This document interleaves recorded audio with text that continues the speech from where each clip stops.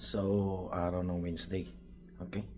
Miyerkules dito sa Canada at unang video upload natin mula nung dumating tayo kahapon galing Pinas. Ayan. So, ang gagawin, marami tayong gagawin ngayon.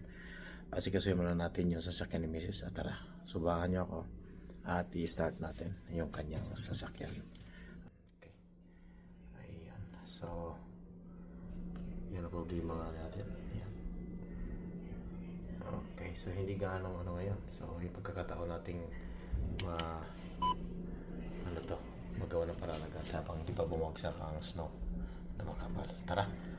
Tapos na tayo at check natin ang lahat. Ano nyo? Sasakyan niya. So, yan.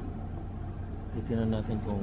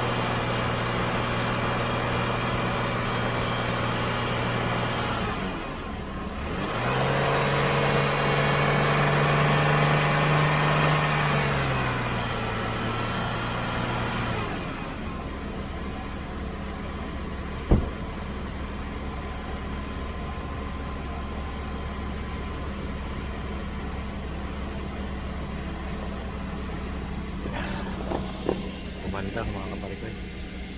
So, ayan. Pagkakita natin ito.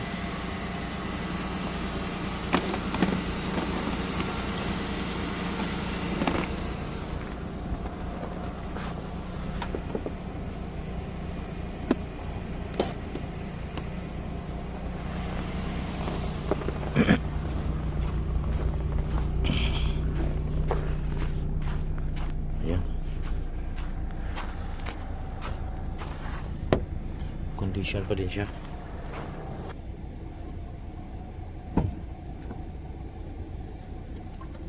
Okay siya.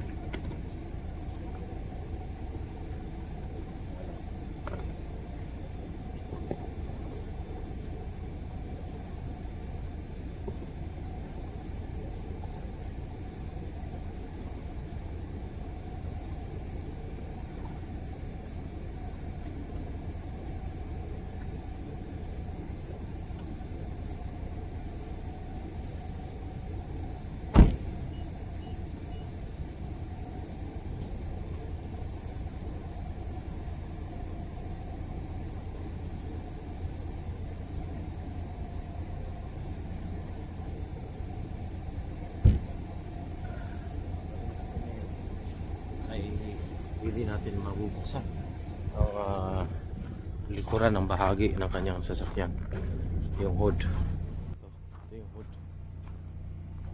Sigurado may ice ito.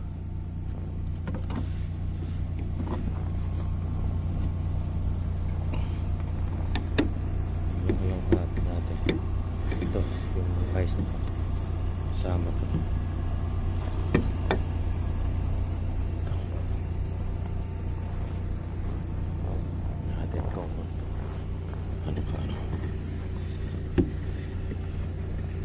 build up lang na ice ito. Hindi natin alam bakit ayaw nyo naman ako kaya tunod. Sumipit lang naman ito.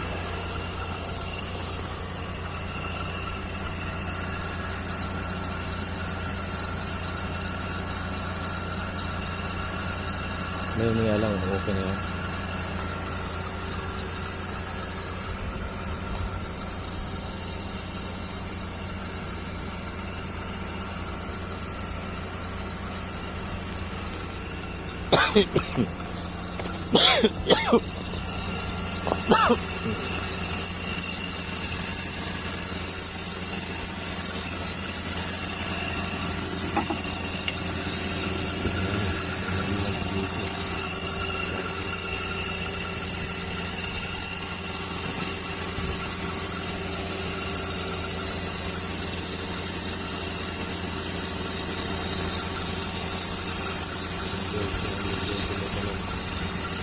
So far okay naman yun.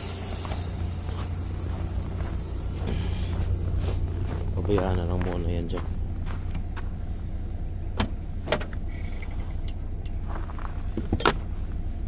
Yung isa lang ang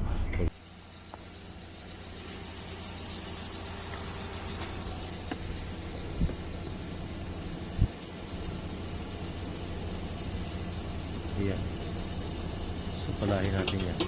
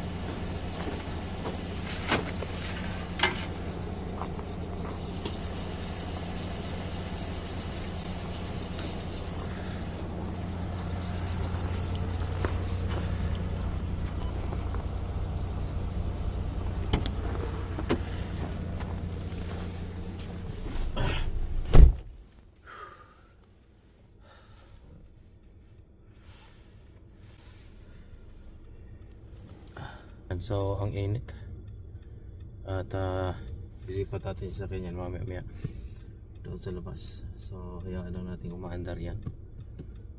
So close ko lang siya.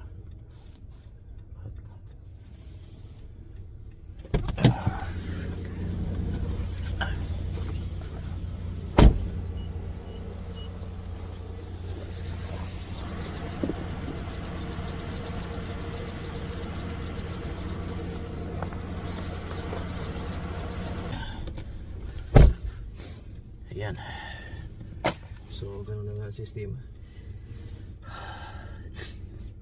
Lamig. So actually sa nasa negative 6 lang ngayon. Ang kagandahan nito ay wala pang bagsak ang snow. So kaya niya napaandar. Pero kung ito ay dumating kami kung negative 30 ngayon, malabo ito. Malagatok nga eh pag start ko eh. So yun. Iraran ko lang tong sasakyan ko din kasi matagal siyang natambay. So yung preno kinakalawang siya. Kailangan kasi dapat laging ginagamit ang sasakyan kasi kung hindi pod ang preno mo kinakain ng kalawang. Okay, so yeah, jamming muna tayo.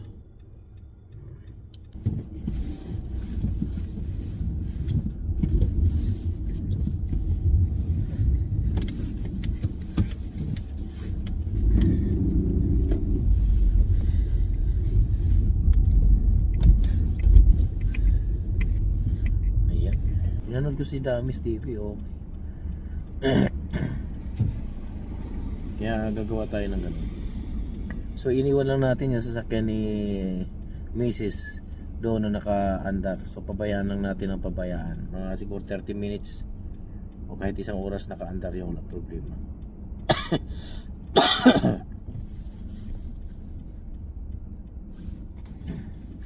Iyan lang natin para manubalik at magkakarga siya doon sa battery. Nililipat natin siya doon sa street parking kasi nga magkaroon ng clearing doon sa area kung saan nakapark siya. I-clear out yung lahat ng mga ice doon sa ano. So tawag ng sa ano namin. Makikita niyo yan, nasa lane sila, di ba? Makikita niyo na yung kakaibahan. Klaro-klaro, di ba? Kita niyo lane sa lane talaga siya. Hindi kagaya sa atin na minsan nasasakyan nila ay nasa gitna ng lane. Dito sa may ano na yan, guhit na yan. Tataka kayo. Wala sila nakikitang lane doon. Walang lane talaga doon.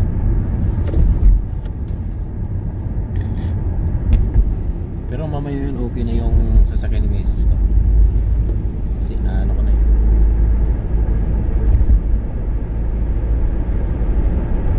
Ayan, isang pasadahan tayo kung bakit ano pagkakaiba. Itong kunting kwentuhan na rin tayo para mahaba yung video natin. Ayan. Kasi experience ko na talaga, isang buwan ako nasa Pilipinas, so alam ko kung ano na nangyayari sa kalsada nila kung paano. Okay? Ayan. So ito, mag-i-exit tayo. Isang lane pa din yun. Kabilang side, double solid lane. Ayan. Double solid lane. Wala talagang pwedeng magtabir dyan. Lumihis. So ito ay yan, isang buong kalsada lang ito. Yan. Okay. Yan. Kita niyo yung line na yan. Yan. Dito lang ako. Papunta na tayo sa Walmart. So namimiss ko rin mag-ikot-ikot sa Walmart. Dapat nga mag-Italian ako, pero hindi na. Tawagan ko lang sila si Mrs. para magkakape kami para buong pamilya get together ulit. So ngayon bibili lang tayo ng gloves kasi gagawa ako ng inumin. So may cinnamon na doon, may pamintang buo, tapos bay leaves meron na din. So yan ang kailangan ko, cinnamon. Bili din ako ng cinnamon.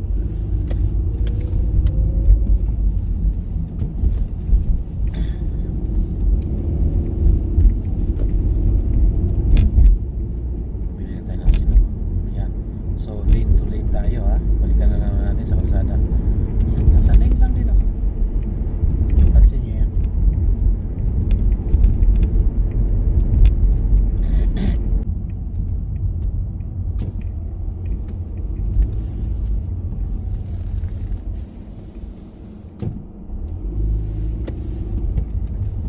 Yan, tatawag namin dito yan, 4-way stop. Ayan, ibang style namin dito talaga. May 4-way stop yan. Ayan, kung sino yung nauna dyan, yun yung susunod.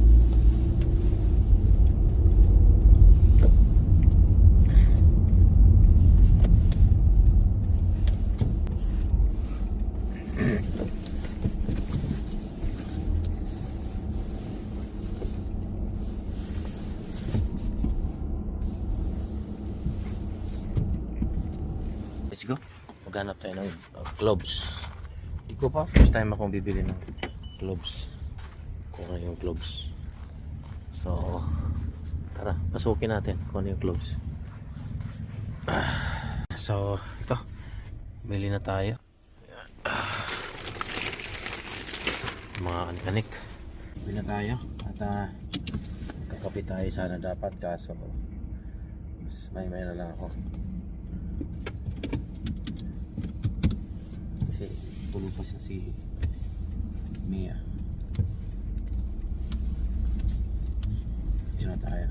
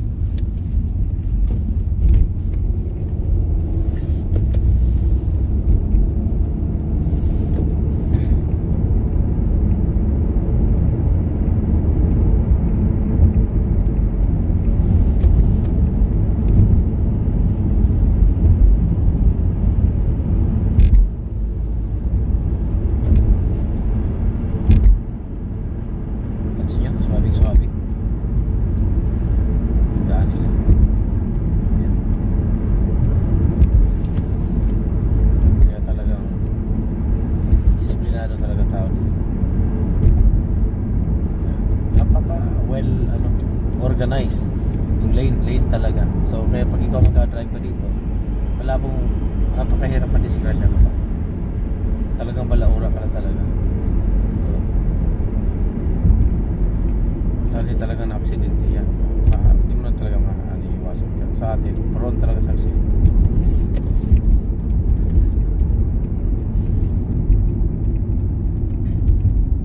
Kaya paliko. Ayan. May lane pa din yan. Ito yung mano.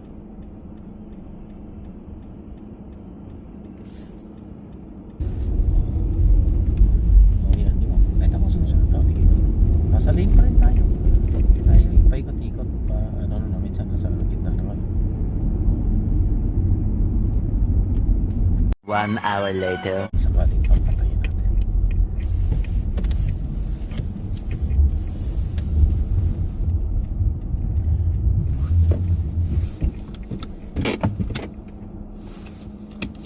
Huli yan. Tingnan natin kung makakawaglit pa rin pa niya. Minit na yung hood niya. Sigurado.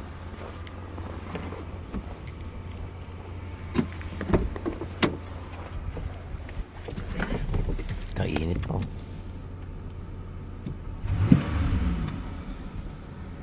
Diba?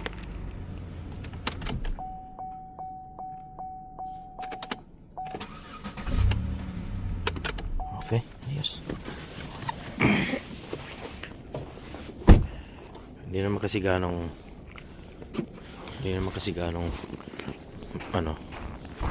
malamig. Kaya yun. So okay na din itong ko. Free na ko naman yan. Bumalik na sa dati. Kasi puro kalawang yun kanina. Pansin ko eh.